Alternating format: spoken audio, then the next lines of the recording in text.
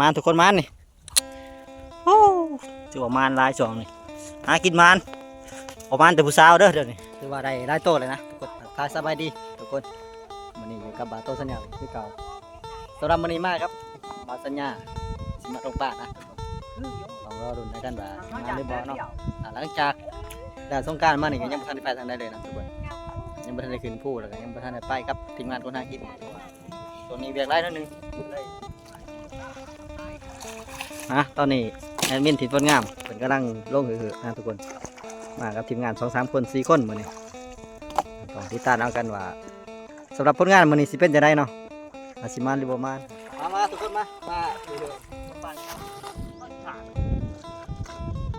ๆมาก็ไปอยู่มีใบยังล่ะใบแซนใบอยู่นี่นี่ใบแซน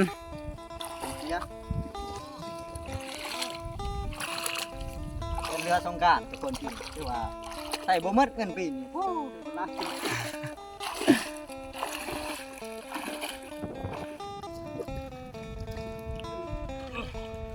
มาเมื่อนี้บ่าวสุริโตกับแอดมินกะจัก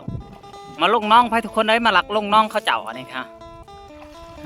พาบ่าวสัญญามานำบ่าวสัญญาก็ได้มีโอกาสมาน้ำเพิ่นว่าปลาคอใหญ่ไล่เพิ่นว่านี่ก็เลยว่าเอ้ามานำกันแต่บ่าวสัญญาหยานแห้งนี่ก็คือหยานปลาดุกโดยทุกคนปลาดุกกับบักแอวอ่อนนี่บักแอวอ่อนนี่คือบ่ได้เลยบ่ยังให้มาไก่เลยหลายคนก็อาจจะหัวบักแอวอ่อนเป็นจังไดเนาะหลังจากเขาเจ้าคือเหอะแล้วกับบ่าวสัญญาก็สิได้ลงไปตึกแห่น้ำเพิ่นทุกคนเลยตอนนี้ยังเป็นตะกล่องให้เพิ่นว่าครับบ่เป็นตะกล่องนี่บ่ให้มาน้ำเพิ่นว่าก็เลยว่าเอ้าให้เพิ่นลงไปเหอะ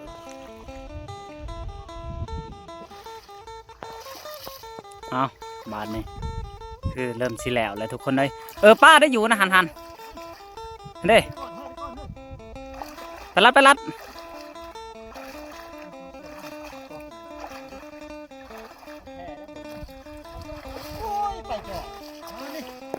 มาบุดซองบ่เอาขึ้นมาโอ้ทีมงานเอายกลองเบิ่งตัวนี้สิมีอยู่บ่นี่ฮะแม่นเฮ็ดพอคือซื่อๆบ่มาแล้วซูซี่คะแนนยัง1-1พุ่นตัวหนึ่งอยู่ห้องพุ่นลงไปหักเงียงมันพุ่นเด้พุ่นมันลงไปพุ่นแหละเอาจะเรียนยังไงเห็นแล้วมันปลดล็อกก่อนว่ะ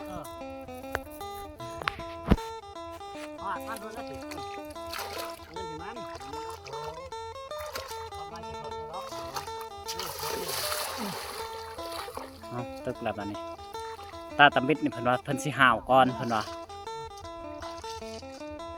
ห่าวนี่สงสัยบ่ได้กินมาแล้วเสียวเอ้ยมันหลงเขาบ่งบนั่นเฮ้ยโอ้เสร็จแล้วโดนป่ะเรียบร้อยมันปลายังนะฮะโอ้มันอีกเลยนี่โอ้คักมันร้ายมานี่มาแหลกให้มันเลยทุกคนมันทุกคนมันนี่โอ้ถือว่ามันลายช่องนี่หากินมันประมาณแต่ผู้สาวเด้อเดี๋ยวนี้ถือว่าได้หลายโตเลยนะทุกคนตอนนี้4-5 โตแล้วเนาะ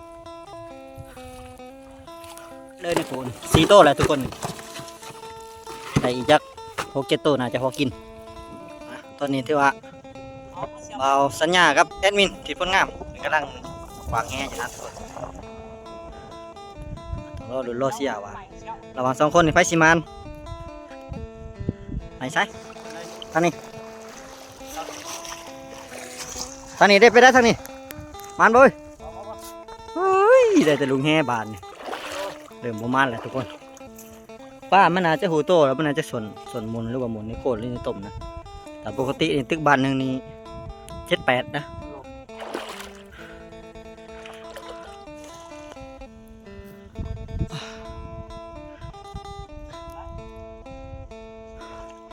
โอ้เหมือนนี้อากาศถือว่าร้อนหลายนะถึงฤดูเป็น4 เดือน5เนาะอากาศจะร้อนว่าล้างสงกรานต์หากระลึกสงกรานต์ใหม่ๆทุกคนเหมือนนี้ครับวันที่22เนาะ อาจจะมืดเดือนนี้น่าจะพ้นตกนะว่าซาวนาก็เริ่มเกี่ยมอุปกรณ์ในการเห็นไห้เห็นหน้าเลยทุกคนช่วงนี้ทุกคนตอนนี้ก็จะได้กลับบ้านกลับเชื่อนแล้วได้วันนี้ทุกคนหาปลากับบ่ยังมาไม่ได้นอกวันนี้ที่ว่าผิดหวังนะปกติเนี่ยมันจะได้ลายทุกคนแต่ว่าวันนี้ก็ได้ เอาไปตึกแฮมไปเคยช่วยวันนี้เพิ่นว่าแต่ละเทือ